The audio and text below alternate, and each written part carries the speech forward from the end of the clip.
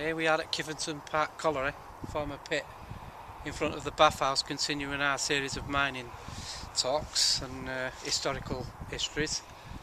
And you can see the bathhouse here, the former bathhouse of the pit, and the shafts behind to my right.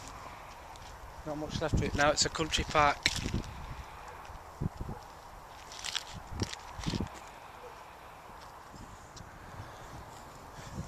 We're at big Kiveton Park Colliery, one of the shafts now, which extracts a methane from under the ground to stop it building up, possibly causing an explosion. On this site, I remember there was railways, a lot of railways to the left of us. You can still see the track here of one of the railways.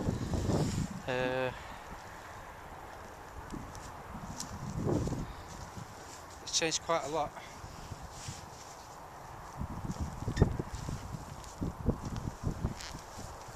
I don't know which shaft this is, if it's the upcast or the downcast. Obviously it's vastly different. How you can make a country park out of it is unbelievable. We can see the colliery buildings over there, they were the offices. And there's a waste spoil heap in the background to the left.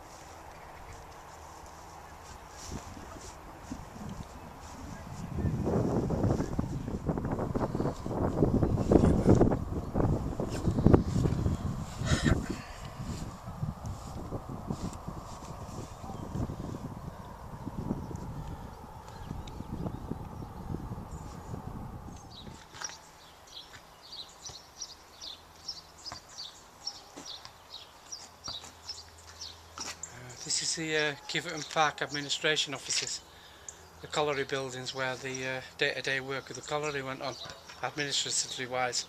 We just stood outside the building now, in front of the Roll of Honour for the miners who died in the Great War of 1914-1919. You can imagine the life them poor fellas had. Worked underground here, and then probably died in France and Belgium. And probably got buried underground there as well.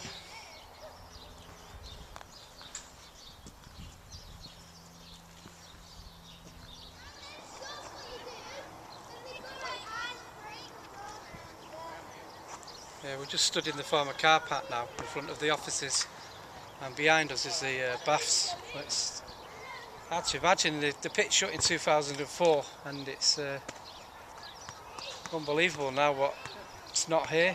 You know, you just can't imagine that it was actually a working colliery just 15 years ago.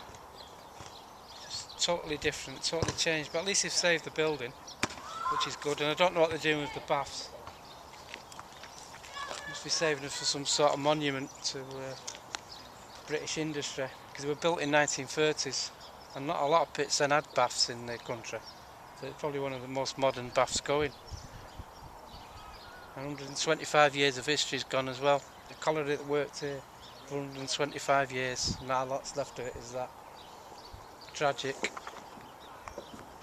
As with most of the old colliery sites, tons and tons of fuel underneath our feet, been sterilised and left. Right, we stood at the entrance to Kiveton Park Colliery, and this was the main way in. There's a picket on the right round here somewhere. There's a load of water in a stream here, and I remember coming in, it must have been January time, it was freezing, absolutely freezing, snow all over the ground. And the coppers ran out with horses here, and everybody had to run from the side. We ended up in here. I can't remember this being here. I jumped over here and we all got soaking wet. We just made our way back down to Sheffield. On another time, it's quite a funny laugh, a bit of a laugh really, because I came in the summer, it must have been around about the August, it was a red hot day. And just we got to the top of the road there near the railway station. Thousands of men were running up here to get away. So one of them said, well, the coppers were chasing them, and one said to me, quick, get to Wales, run to Wales. And I thought, Wales, because I've never been here before, all the way to Wales. Just stuck in my mind that as I came here now. There's a couple of these houses here, behind us. There was some scabs living in them, and I know that a few windows got put in. But it was sad in January, because a few were drifting back. That's when people started going back into work, and we just really looked at them really. We didn't say anything much other than I think that was the beginning of the end round here. after Christmas. People's heads went down, a lot of people were starved back to work.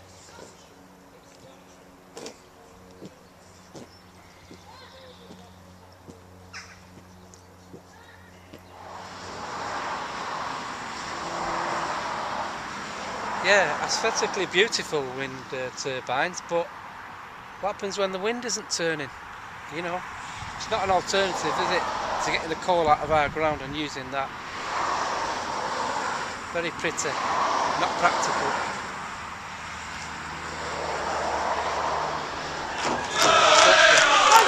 Beyond the notorious scab.